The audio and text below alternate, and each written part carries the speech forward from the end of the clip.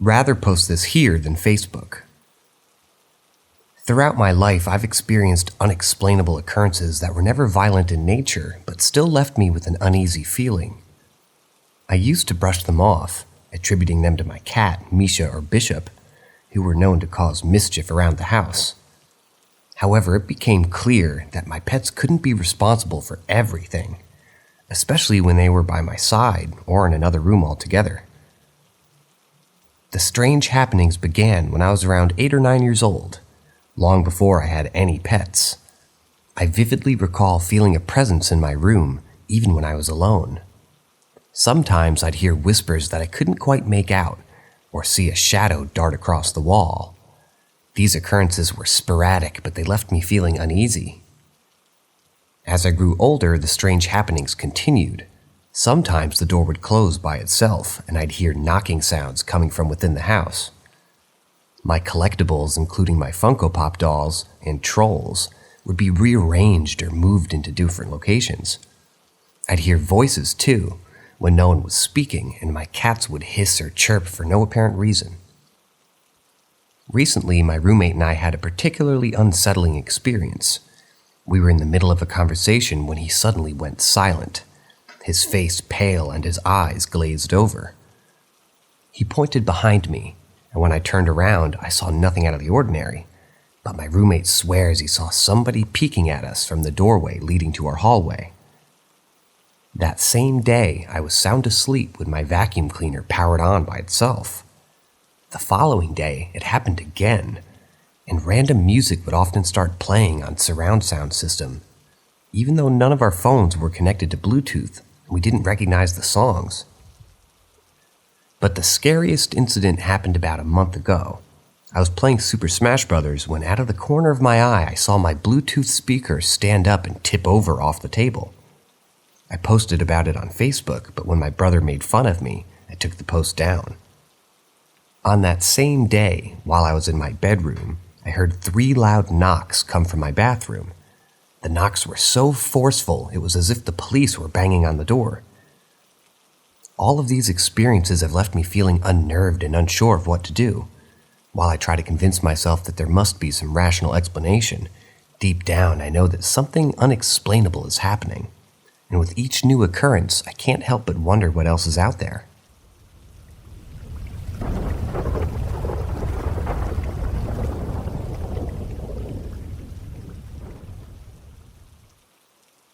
Wide awake and dreaming.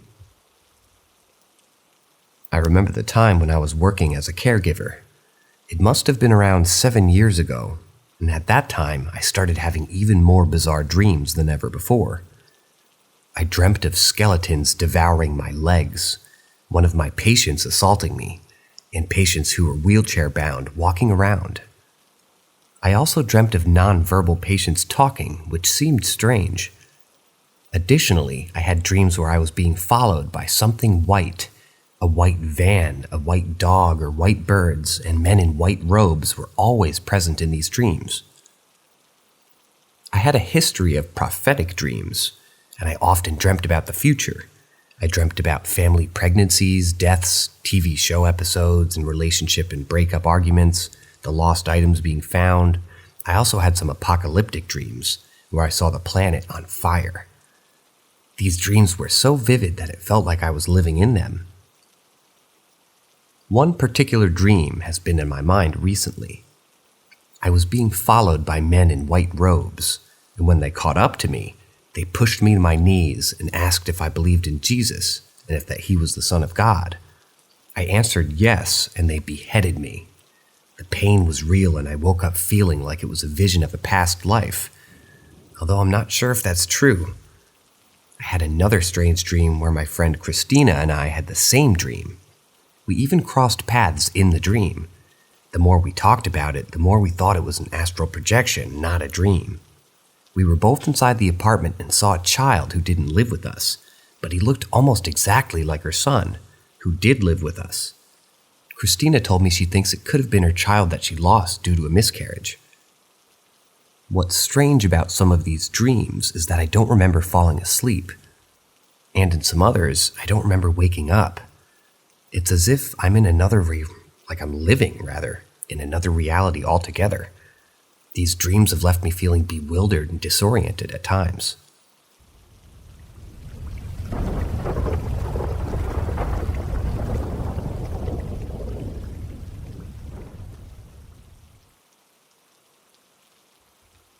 Do fear the Reaper. So I started a bit later in life. I decided I wanted to go into uni at 27, and I did. I wasn't going to let anything stand in my way, and I didn't. So I did my first year, passed with flying colors, and returned for my second. At the time, I needed to get out of the flat, and I decided to buy myself a new camera.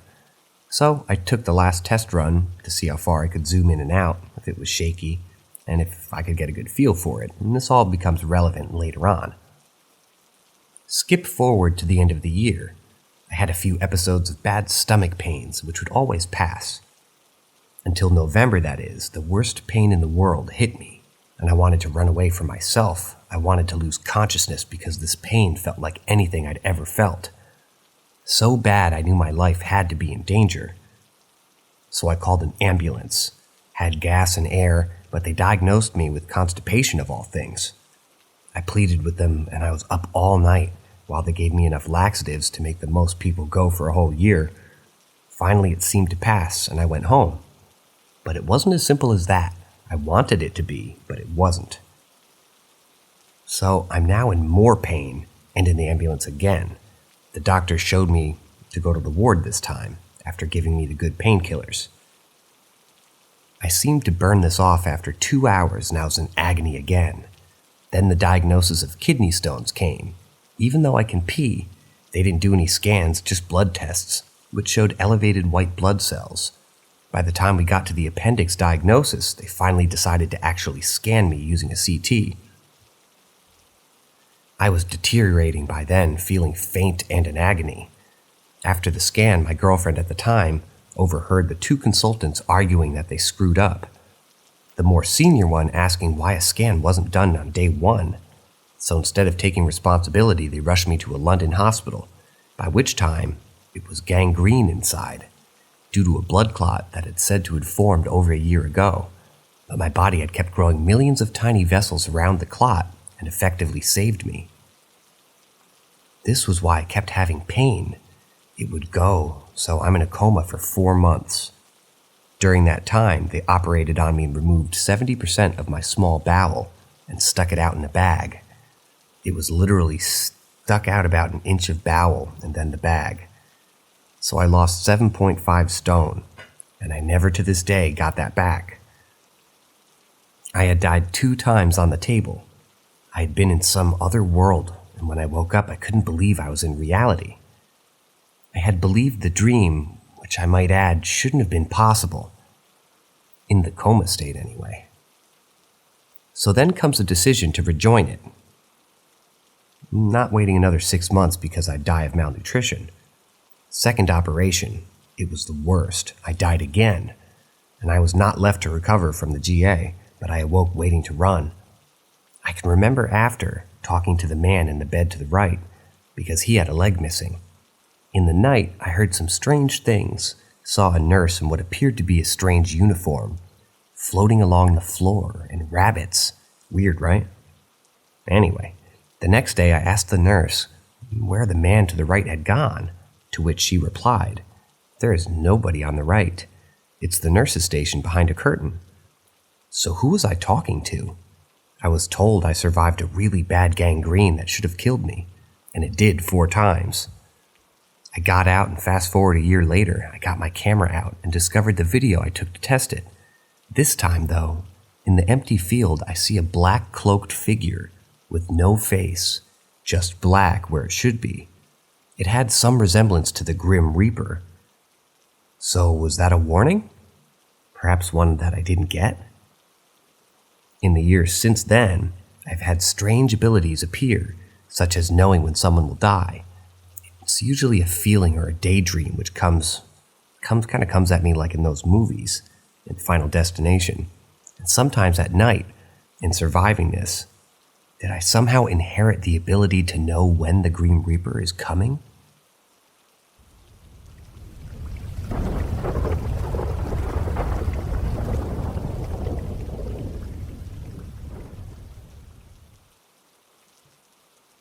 Where is Jim? To give you some context, I've never experienced anything paranormal in my life at all, and my husband is a real skeptic. He doesn't believe in anything supernatural or ghostly. Also, my paternal grandfather passed away before I was born, so I never got to meet him. My grandmother had remarried, and my only grandfather figure growing up was my step-grandfather, whom we're going to call Ed. My parents divorced when I was about 4 years old, and I've been estranged from my dad's side of the family ever since. Fast forward to 2016, I was 24 years old and married with a 3-year-old daughter. My husband and daughter had only ever met my maternal grandparents, who we were very close to. One morning, my husband woke up and said that he had a strange dream. He said that there was a man in our house, and he looked like my grandfather, but he wasn't my maternal grandfather, whom he had met before. The man did not speak, but my husband somehow knew that he was there to check in on us and make sure that we were okay.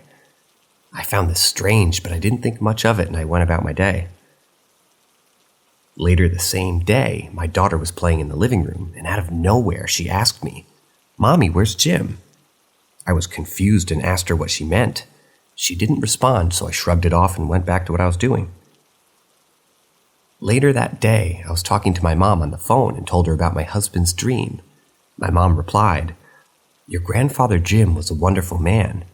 He would have loved you and Brian." I was stunned. Did she say his name was Jim? How could my daughter have known that name? My grandfather had passed away before I was even born, and we rarely talked about him. It was a strange coincidence, to say the least. I still get the chills when I think about it. Since then, I've experienced a few more strange occurrences that I can't explain. Sometimes I feel like my grandfather is still checking in on us. My husband is still a skeptic, but even he admits that there might be something to this. We've had unexplained sounds, footsteps, and even the occasional feeling of someone touching us when there's no one there. My daughter has also had a few instances where she mentioned Jim. I don't know what to make of it all, but I choose to believe that my grandfather is still with us in some way.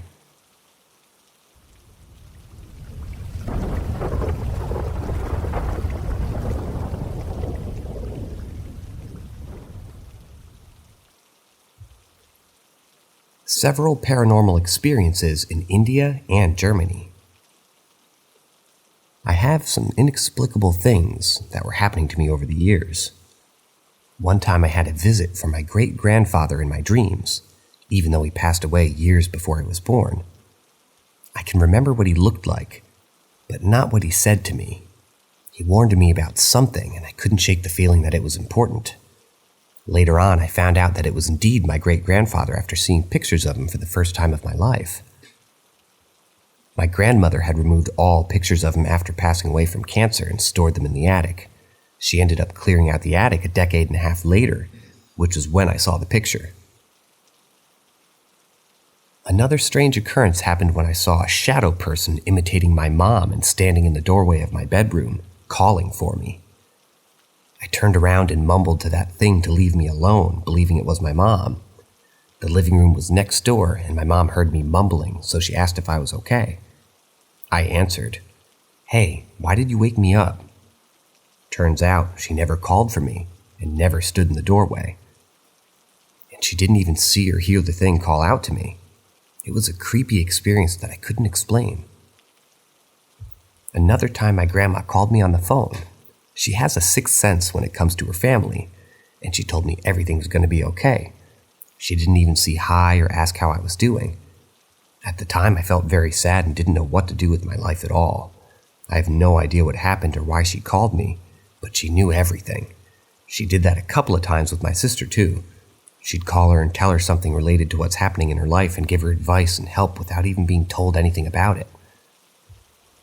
The latest experience I've had was to do with my Indian part of the family. We used to have a shrine in our wardrobe for the gods. Before we moved houses, anyway. One night, a blue orb danced through the room. The curtains were closed and didn't let through any light. The orb curiously moved into the wardrobe to the shrine. I told my husband about it, and he said I saw God. I have no idea if that's the case, but I certainly couldn't explain what I saw that night. Another time we had a solar eclipse, and my husband had a necklace he carried since he was a baby. My mom extended it as he grew, and he gave it to me, so whenever he had to leave for extended periods of time, he could give this to me. On the day of the solar eclipse, I suddenly felt very sick. The bus driver noticed because I turned pale like a ghost while driving home, and he even offered to call a doctor for me. I declined and had a hard time walking the last meters to the house. I called my husband immediately to inform him. I also had a burning sensation where the necklace touched my skin, so I asked him if I could take off the necklace and put it away and how to store it properly. He told me to put it in a box, store it in the furthest corner away from me, and not to wear it until he tells me it's okay to wear it again. Turns out his father's mistress does black magic, and the gods to protect us from black magic are weakest during solar eclipses. I felt weak until the eclipse passed and started wearing the necklace again without any issues.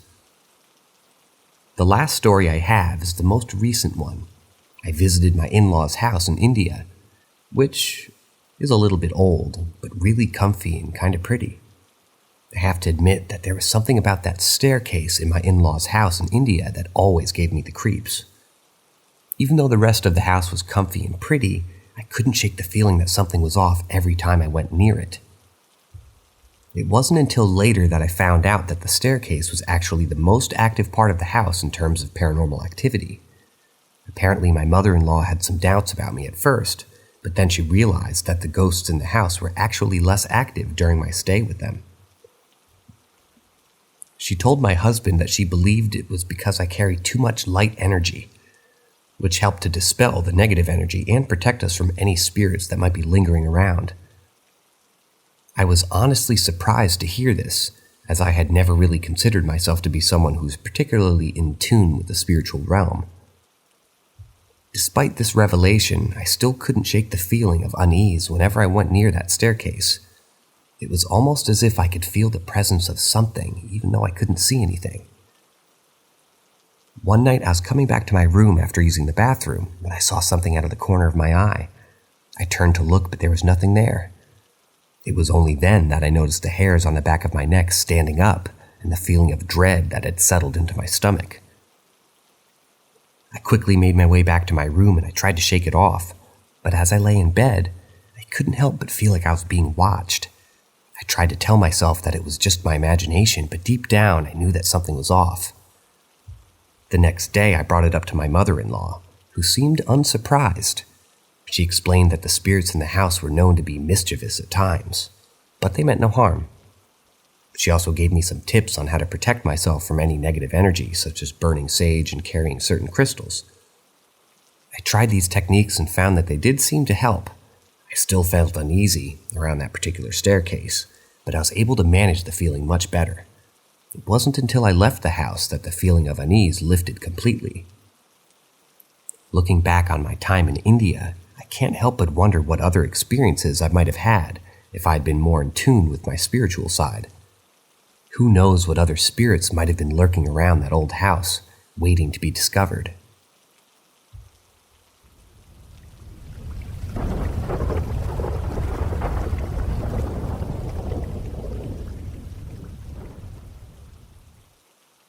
Ask Reddit 1. During our time in Indiana, my family and I resided in a rather eerie house. It was the epitome of a fixer-upper, and as soon as we moved in, we could tell that the previous occupants had smoked indoors for years. The walls were coated with a layer of tar and smoke residue, which we diligently wiped away. After a few years, we decided to move out, and another family took our place. Little did we know that they would make a startling discovery that would leave us all disturbed. Years after we left, the real estate agent that we had used to sell the house contacted my mother with some unsettling news. Turns out that the new homeowners had embarked on a complete renovation of the house. During this process, they stumbled upon something truly chilling. Hidden within the ceiling and walls throughout the entire house were numerous small cameras. Almost every room had one, and to their horror, they found that each bedroom had been under constant surveillance. It was a horrifying revelation. The previous occupant, as it turned out, had installed these covert cameras along with secret viewing areas in the attic.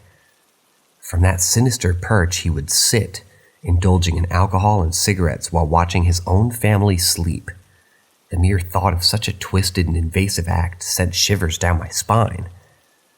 The fact that we had unknowingly resided in that house, oblivious to the dark secrets hidden within its walls, was deeply unsettling. What made the situation even more chilling was that my sister's bedroom was the access point to the attic.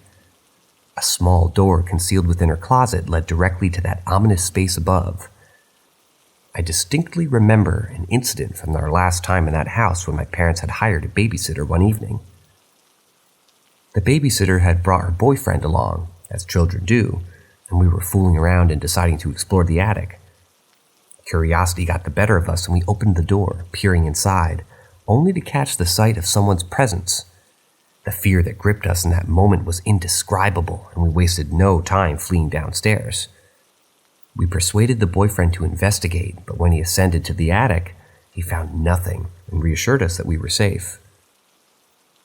In the years that followed, I didn't dwell much on that spine-chilling incident. However, when my mother recounted the details shared by the real estate agent, it all came rushing back. She informed me that she had noticed tiny holes in the ceiling during our time in the house, but had dismissed them as inconsequential. Little did we know, those inconspicuous holes were likely the surveillance points from which every move had been observed. The realization of how we had unknowingly lived in a house infested with hidden cameras and subjected to such grave invasion of privacy was deeply unsettling. This left an indelible mark on our memories, forever reminding us of the sinister secrets that can lurk behind the surface of even the most ordinary of homes.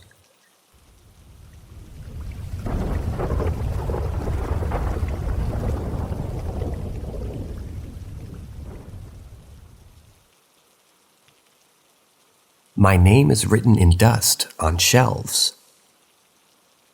The backstory to my current situation is that my beloved mother passed away unexpectedly in 2019 due to a sudden illness.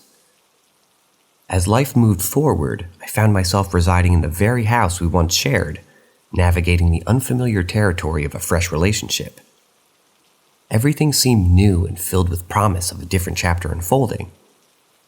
However, one morning, a peculiar occurrence caught my attention, altering the course of my thoughts.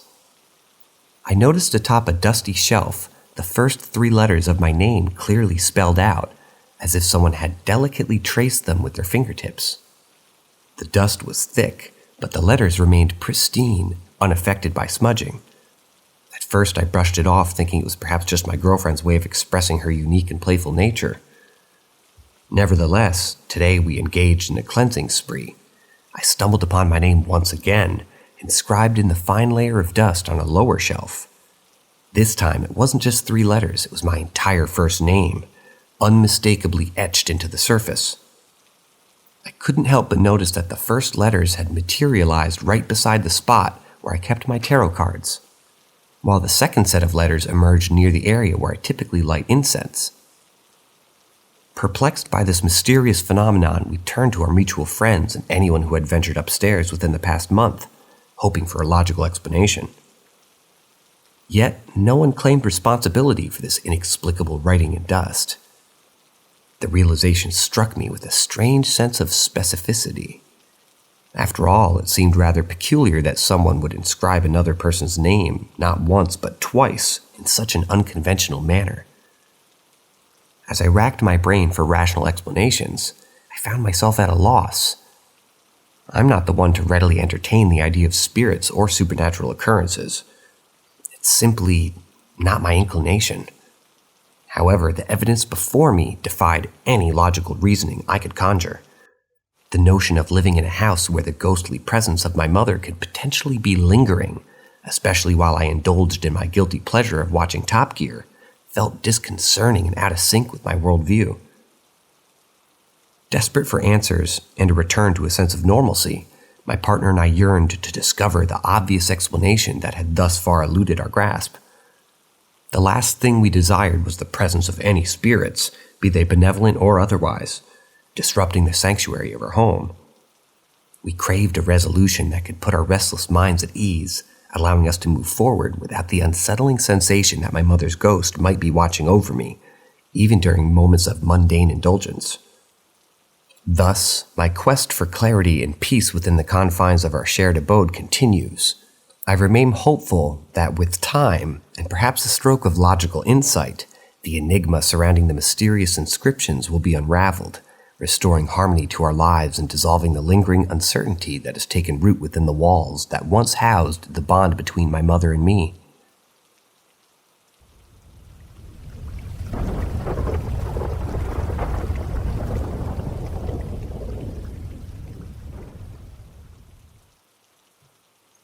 I'm pretty sure my grandma crashes one of my video games.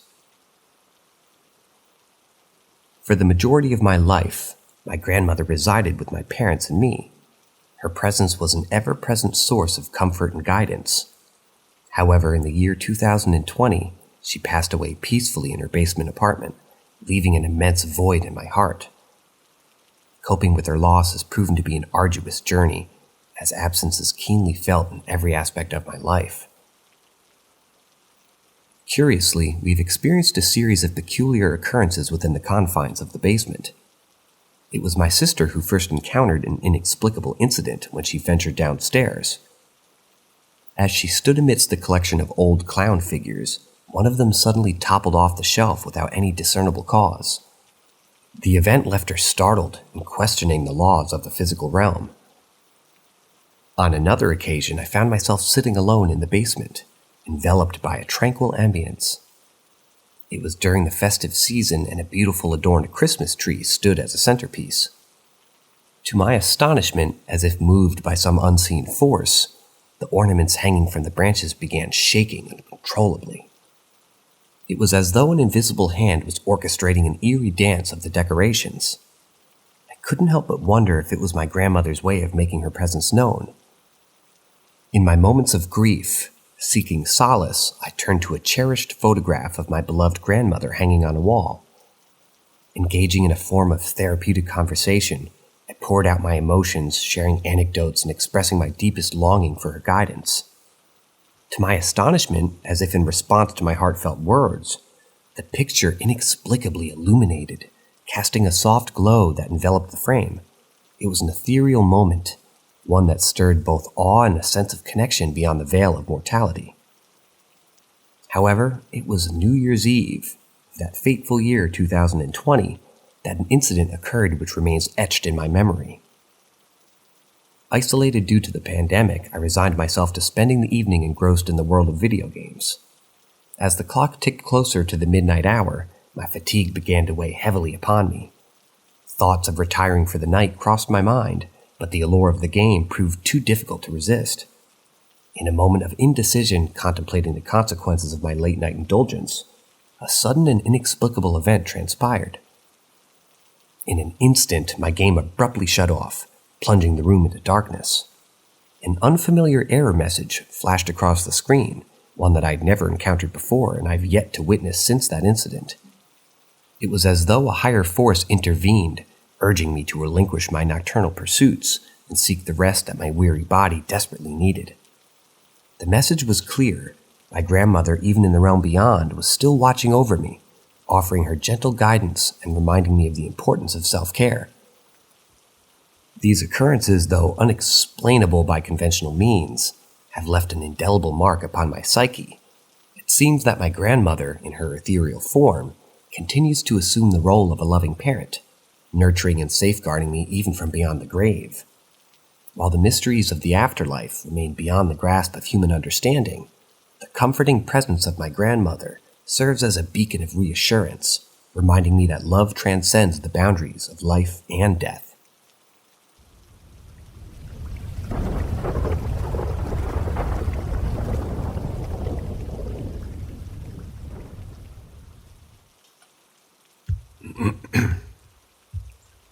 More ghost stories.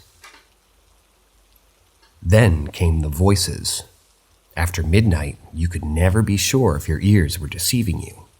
When they began, it was like a radio stuck between stations, a lot of garbled sounds with an occasional word coming through. Gradually, over the course of about a month, they became more intelligible. We began hearing full conversations coming from the living room, knowing full well everyone in the house was upstairs. We tried several times to sneak down and catch an apparition or something, but no matter what, the time that we reached the middle step, the voices would stop. A couple of months go by, and we're regularly experiencing phantom steps and voices, random things going missing and turning up somewhere totally random, taps and knocks, etc. But I've yet to catch another apparition. My mom started a new job, working nights, so she always missed all the activity and explains away the rest. But she couldn't explain the ghostly girl in the basement, but she's sure that she thought hard enough about it that she could come up with something. This part is relayed from her to me. Quote, "One night I came home from work early, around midnight, and it sounded like you were all in there in the dark having a party. I was mad that your dad let you stay up so late, so I busted in the front door ready to chew you all out, and the living room was empty. All the lights were out, and y'all were all sound asleep upstairs. I thought I must have been hearing neighbors or something, carried myself upstairs and got in the shower. While I was showering, I heard what I thought was one of you girls going down the stairs. So I hollered and told you to get your ass to bed, and I heard footsteps run back up the steps and toward y'all's room. I didn't hear anything else, so I figured whoever it was went to bed and finished my shower. I got out and I was drying off when I heard the footsteps coming from the stairs this time. I thought one of y'all had snuck downstairs without me knowing it, and I was trying to sneak back up. I flung the bathroom door open, expecting to catch one of y'all in the act, but no one was there. I just sort of shook it off as the house settling and went to my room. I closed the door like I always do, got dressed, and when I got to crawl into bed, I noticed the door was open. I figured it must have latched wrong and went and closed it again. I got halfway across the room before it creaked open again. I spun around, marched over, and slammed it and got back into bed. I didn't know how it did it and how it didn't wake your dad up, but he just kept snoring. I have a hard time falling asleep, you know. So I was laying in bed staring at the ceiling when out of the corner of my eye, I see the door swing open again. Now I'm pissed because I'm thinking the latch is broken. I get up and I turn on the light and go over to look at it. It seems to be working just fine, so I closed the door and jerked it real hard to make sure that it stayed, and it did. Now I was curious and I started to think about y'all's ghost stories, so I sat on the edge of the bed and I watched the door. Before long, I noticed the doorknob turning. I reached over and tried to wake Dad, but he just sort of mumbled and rolled over. The knob kept turning until the latch came free and the door swung open again, and this time a lady walked in. She was a little old lady, skinny with gray hair, wearing a flowery nightgown. She kind of reminded me of your grandma. I finally froze for a second and I was too shocked to do anything else. She stood there staring holes through me for a minute before I found my voice to ask who she was. She didn't answer, she just stood and stared. I freaked the fuck out. I started shaking your daddy and hollering, saying that if he sat up, he was in a trance, and he looked over to where the woman was standing. "What's the matter?" he asked, yawning. I said, "Do you see her?" He blinked real fast and squinted at her. "Yeah," he said so casually. "It's just that lady." I was frantic at this point. "What fucking lady?" I squealed. And then, like it wasn't even a big deal, he laid back down and immediately fell back to sleep. When I noticed that she was getting closer, she wasn't walking though, more like gliding, I guess. She said gliding right up to me and then through the closet. It was like I was paralyzed. I couldn't move, I couldn't breathe, scream, or anything. I got so cold in the room that I could see her dad's breath. The woman then glided back out of the closet and back across the room out the door, swinging it shut behind her. Once she was gone and the door closed, I gasped and gulped for air like a fish out of water. I was trembling and had been so terrified in my life, but I tell you what, I know ghosts are real now. Personally, I never experienced this old lady's ghost, but I know Mom's fear is palpable when she talks about it.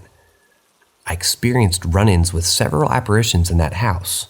My sisters too, so often that we named them. There was the no-face lady, the peepers or peekaboo men, Tommy, and the cigar man. We decided the girl in the basement, we decided his name was Laura because she looks like Laura Ingalls. My dad was a very spiritual man who taught us to live alongside them in peace. Some of them were scary, yes, but we never experienced anything malevolent at all. Most of the time, it was as if they were wholly unaware of us.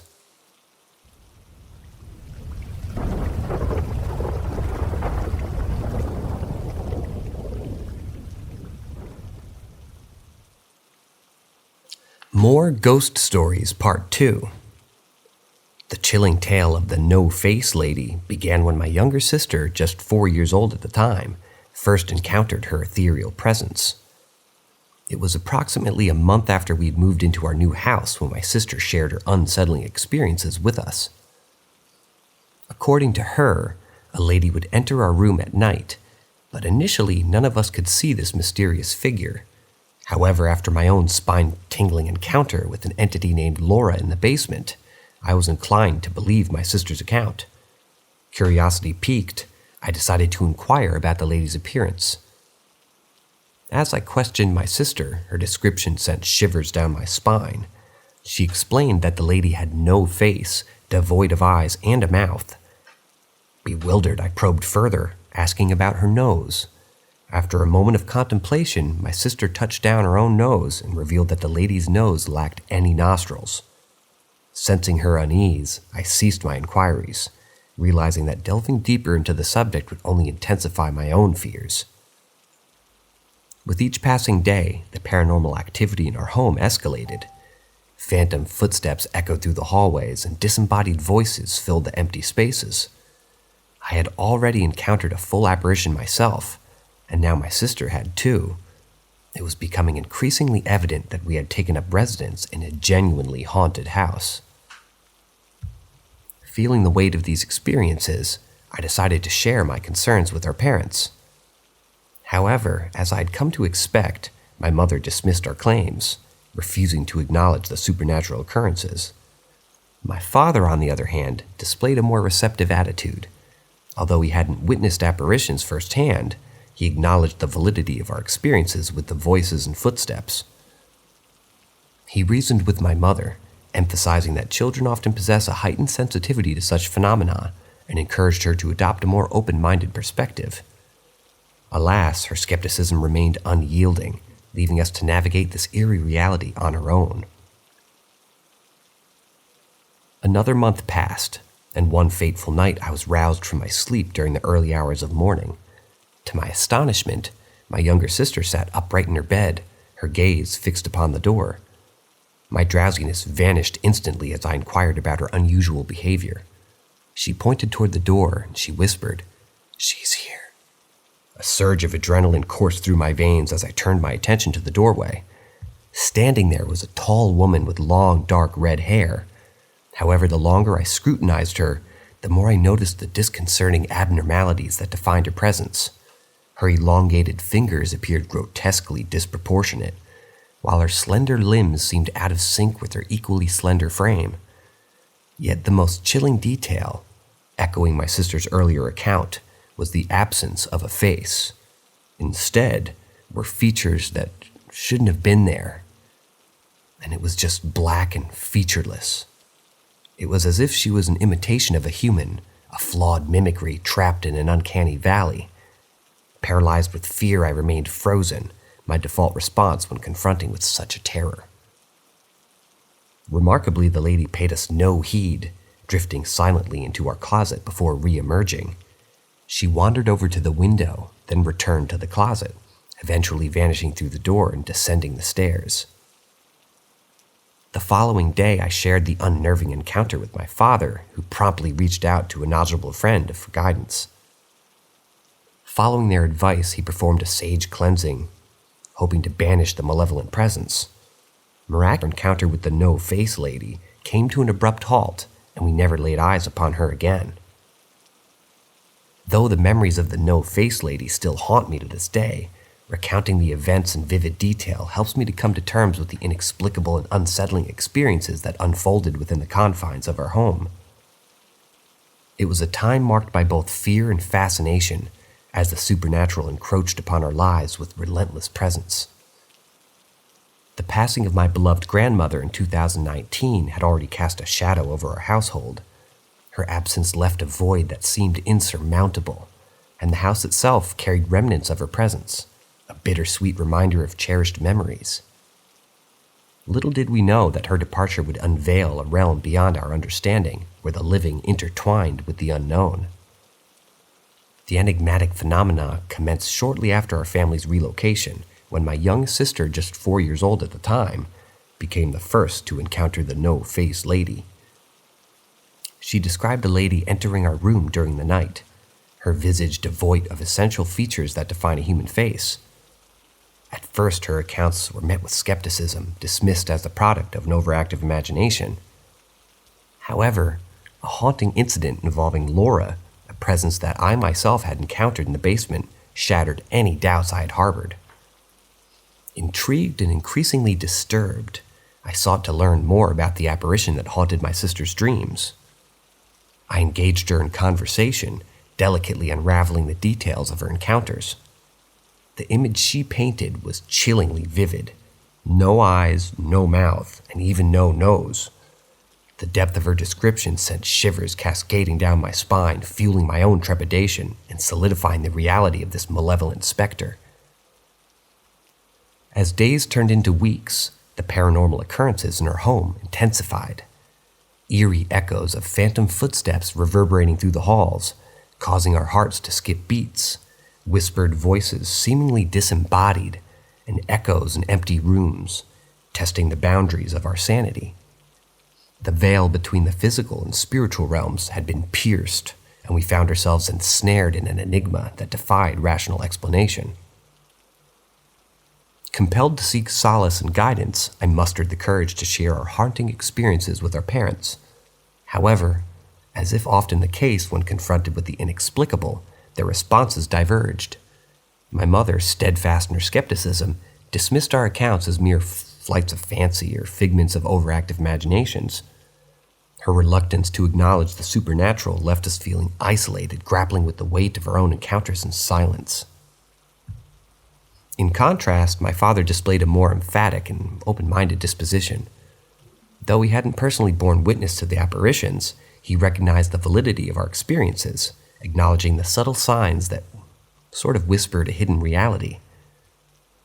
His willingness to listen and validate our encounters provided a glimmer of comfort amidst uncertainty that loomed over our lives.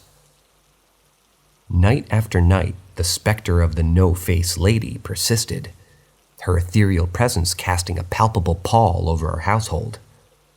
The boundary between the physical and the metaphysical realms blurred, as if the veil separating the living and the departed had thinned to the point of near non-existence.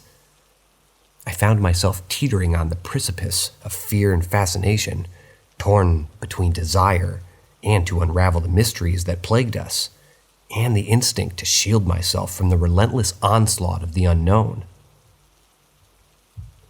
However, it was a fateful night on New Year's Eve 2020 that would forever be etched into my memory, solidifying the existence of the otherworldly presence that had infiltrated our lives. Engrossed in a late-night gaming session, I disregarded the passage of time, oblivious to the approaching hours of the early morning. Thoughts of rest fitted through my mind, a mere passing notion in the midst of my engrossment with the digital realm. Oblivious to the impending dawn of a new year, I continued to immerse myself in this virtual landscape that unfolded before me. The weight of fatigue tugged at my consciousness, urging me to surrender to the embrace of sleep, yet the allure of the game held me captive, delaying the inevitable descent into slumber. As the clock ticked relentlessly, the minutes bled into another, blurring the boundaries of time. It was in this twilight hour straddling the precipice between the past and the future that the supernatural world would once again make its presence known.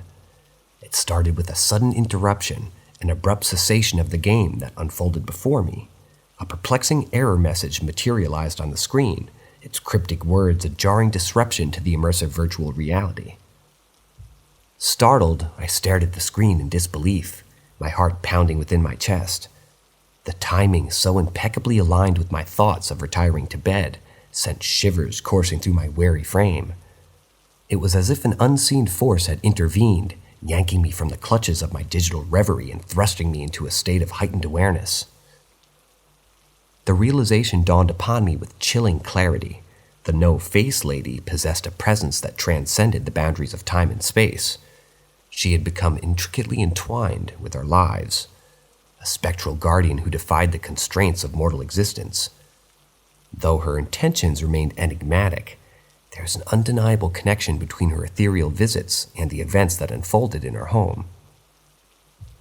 With a newfound urgency, I relayed the unnerving incident to my father, who had become a pillar of understanding in the face of the inexplicable. Recognizing the significance of the occurrence, he reached out to a trusted friend who possessed a deep knowledge of the paranormal. Following their advice, we embarked upon a spiritual cleansing, utilizing the purifying properties of sage to cleanse our dwelling of any lingering negative energies. As tendrils of fragrant smoke curled through the air, carrying our intentions of banishment, a profound sense of peace settled upon our home. The oppressive weight that had plagued us gradually dissipated, leaving behind a semblance of serenity. The no-face lady, with her enigmatic presence and unsettling features, receded into the ethereal realm from whence she came, her purpose fulfilled or curiosity satiated.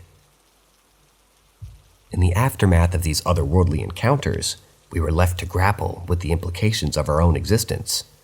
The no-face lady had left an indelible mark upon our lives, forever blurring the boundaries between the tangible and the intangible. Though questions lingered, the very fabric of our reality forever altered, we found solace in the unity forged within our family. Together we weathered the storm of the supernatural, emerging stronger and more resilient. To this day, the tale of the no-face lady serves as a testament to the unfathomable mysteries that exist beyond the realm of human comprehension. It's a reminder that the unseen forces that weave through our lives are not always malevolent, but rather agents of transformation and growth. And as I navigate the vast tapestry of existence, I carry with me the lessons learned from that haunting chapter, forever mindful of the delicate threads that connect our world to the ethereal unknown.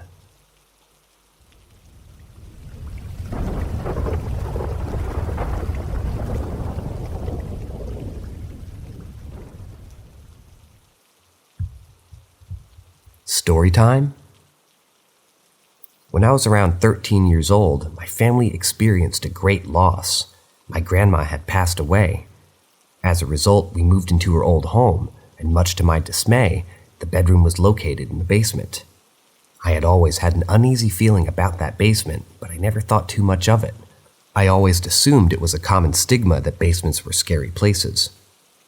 However, when we moved in, my fears intensified. Every time I went down to my room, I felt like I was being watched and sensed something moving around near the furnace and stairs. Occasionally, I would see shadows and a light would turn on, but I always brushed it off and I tried not to think too much about it. One night while I was dead asleep, I suddenly woke up. I'm usually a heavy sleeper, so it took me by surprise. It felt like someone in my dream was telling me to wake up. As I looked around, I smelled something strange. To my horror, I saw a small fire starting just 5 feet away from me. It was caused by a short in some wiring. I was able to wake up my dad, and together we were able to put out the fire before it spread and burned down the entire house. That night, I couldn't help but feel grateful for whatever it was that woke me up. I felt like there was something in that basement with me, and it may have saved our lives. From then on, I couldn't shake off the feeling that there was something strange in the basement. Even during the day, I felt like something was lurking around the corner.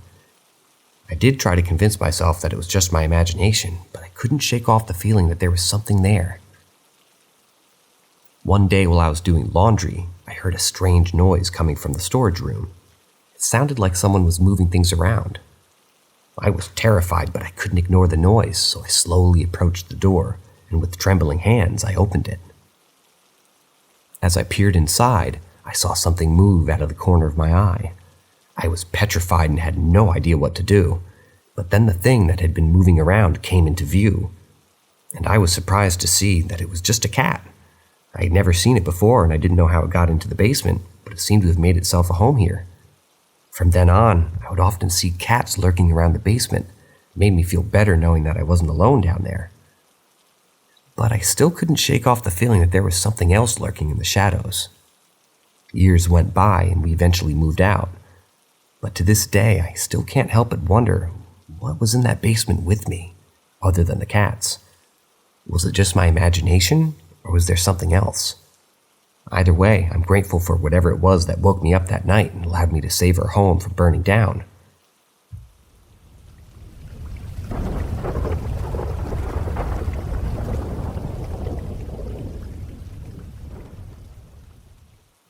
Anyone can truthfully say they saw a ghost? As I was walking down the hallway of the third floor of the apartment building in Al Barsha, R445, Dubai, heading towards our room, I saw something that I will never forget. In front of me was a tall figure, a black nun who stood taller than me, and I'm 5'4". She had lightly dark skin and was dressed in all black clothes, with white inner clothing that stood out against the dark fabric. As I walked towards her, I could feel a sense of unease creeping up on me.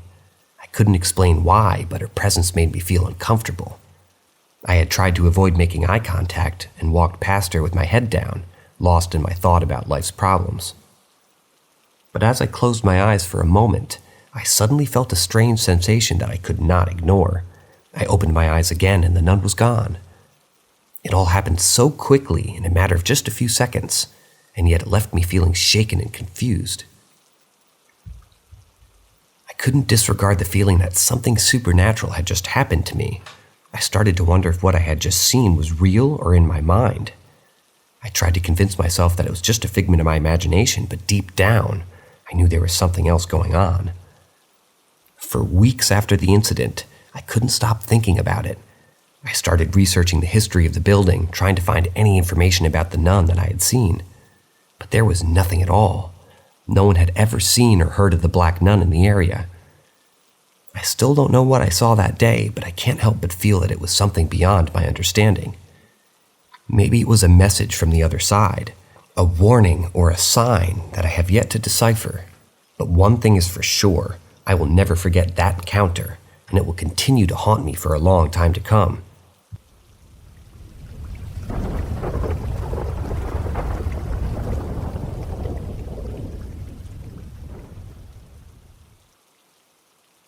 My paranormal experiences are getting more intense. Today I was at my breaking point, and this happened less than 10 minutes ago. I was lying down facing my wall with my back to the room. My dad was on his way to the car, and he was about to leave to go to my aunt's. All of a sudden, I feel this heat and pressure of a human hand slither onto my back and touch about right where my waist is. I look back and there's nothing. Things like this happen to me more frequently now, and I'm not upset that there are things like this getting close to me, but it doesn't sit well with me that these spirits feel comfortable getting that close. Another story was a few months ago. I used to religiously sleep with the mirror facing my bed, and I knew that this was wrong, so one day I just turned the mirror around and go to sleep, and the energy of the room immediately shifted. But I thought that was good, so I went to sleep. Around 5 a.m., I heard the door open and close in my sleep. I thought it was one of my partners just checking on me or something. I opened my eyes, 20 minutes or so later, to an entity that looked exactly like me, but the eyes were enlarged by a mile. I was not particularly scared, but it was maybe 2 inches away from my face as I was laying on the edge of the bed, and I could see its hands holding onto the edge. As soon as it realized I saw it, it quickly moved out of my sight, but I couldn't move my eyes. Then it peeped into frame again just to make sure and left. I heard some rummaging in my room as if it was looking for something. And then when I could look, I saw it standing where my mirror used to be, and it looked disfigured. But it looked like me. It had my clothes on, and its limbs were bent, and it was frantic for some reason. I went back to sleep and woke up, and I don't remember until maybe midday that I started freaking out. I think this is what they call a mimic spirit. I never feel alone.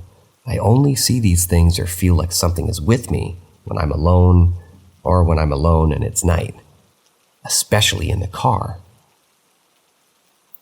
When I'm on FaceTime, I feel safe, but when I'm on a regular call, I still feel a weight on me. There's always something watching, and I feel like I'm the only one that notices, even in hotels. I feel like it's maybe not just me and something's actually going on. I don't know what to do. I don't want this to continue into college or something like that. I'm not scared of anything and never will be. I'm just very confused and wonder if anyone else has experienced this.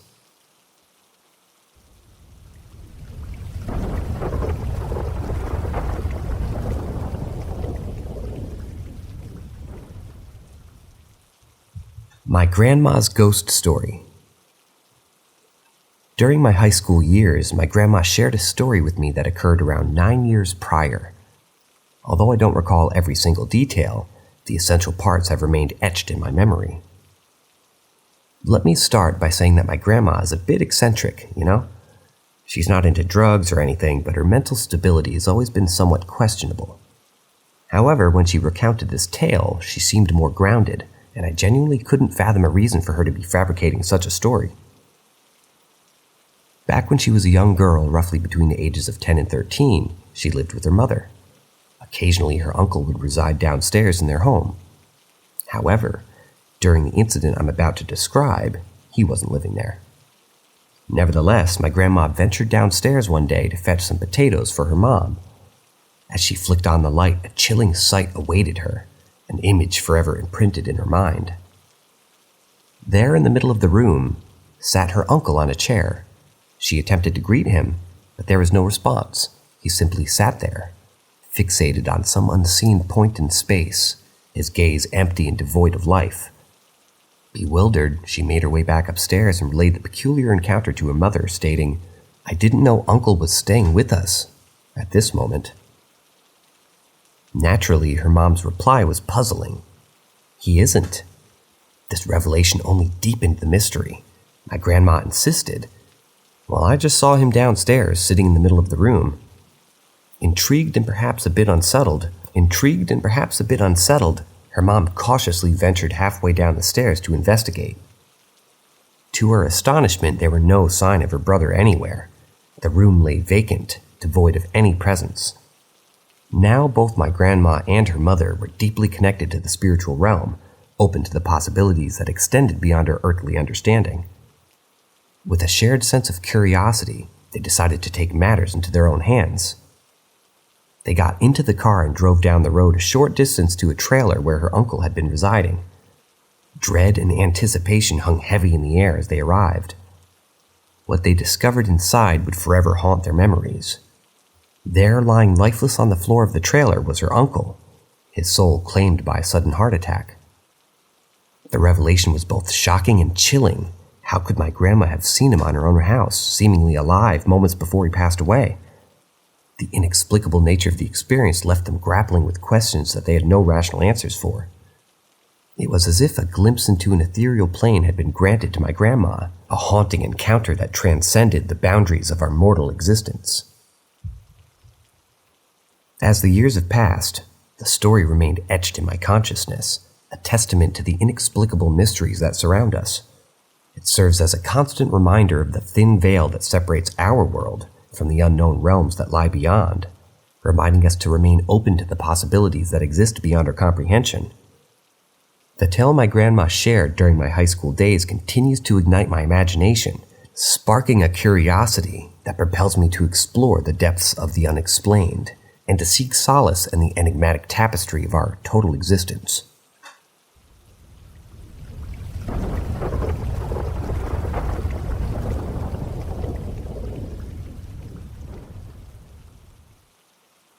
A very odd, supernatural, maybe story. When I was a kid, my family lived in a house on Mountain Lake Terrace, Washington, and I'll never forget it. It was a nice 2-story house that wasn't outdated at the time, but something about the basement always made me feel uneasy. It was always so cold down there, and I always felt like I was being watched. But that wasn't the weirdest thing that happened in that house. There were 3 instances that really stood out to me, and they all happened when I was sleeping. The first time, I was on an air mattress in my soon-to-be newborn sister's room. I don't remember what I was dreaming about, but I do remember waking up very calmly for no reason. I looked up at the ceiling and saw a little Superman-like figure flying above me in circles. It was bright blue and red, just like Superman, and I watched it for a moment until it suddenly did a flip and flew straight at my face. Then it transformed into a huge demon figure with sharp teeth that looked like it was about to swallow me whole. The other two stories were similar. I dreamt about bees and then woke up to being swarmed by bees. And I dreamt about spiders only to wake up covered head to toe in spiders. These instances were spread maybe over a 2.5-year period when I lived in that house. I've tried to rationalize these experiences by considering sleep paralysis, but I've never had anything like that happen before or after that house. It makes me question whether it was just my imagination or there was something more to it. But regardless of what it was, it never stopped me from being able to move or jump out of bed whenever I wanted.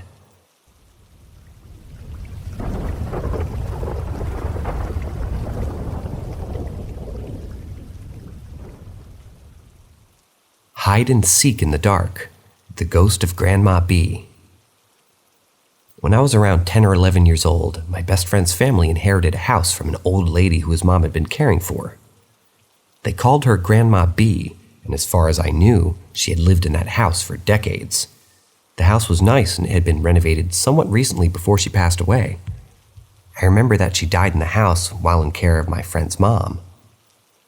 Me and my friend really enjoyed playing hide and seek in the dark, and it was just a lot more fun that way. I had never been scared of the dark or had any anticipations of seeing anything, but that changed during the first weekend I stayed there when they moved in. I want to describe the layout of the house here so that you can better understand what happened. When you walked through the front door, the garage door was to your left, and the kitchen was to your right. The living room was right next to the kitchen, and it was an open floor plan so you could see everything. If you walked straight, you would walk right through the door to the gaming room that we would use at the time, and if you took a left, right before the gaming room, you would be in the short but wide hallway that would turn right after a few feet. So we were about 10 rounds into this game of hide and seek, and nothing had happened. We were just having fun, and I was counting face down on the couch facing the kitchen. When I got up and turned around to face the gaming room in the hallway, I immediately saw what I thought was my friend walking into the hallway. I saw him taking multiple steps before disappearing. Only me and him were awake at the time. I was so sure that what I saw that I said, "Timmy, come on, man, you got to do better than that. I saw you go into the hallway. You had forever to hide." I walked into the hallway to get him, but behind me, the gaming room door opened, and he walked out of it. I've had experiences in my life, but this is the only time I'm 99.9% sure I saw a ghost. It was a faded white silhouette, and I saw every limb. I mostly saw the back of its head, but I saw its ears and nose, too. I was genuinely freaked out, but it also offered me a sort of peace for what comes after you die. It's strange to think that someone who might have lived in that house for so long could still be there. But it's also kind of comforting to know that maybe Grandma B was still around, watching over the house that she had lived in for so many years.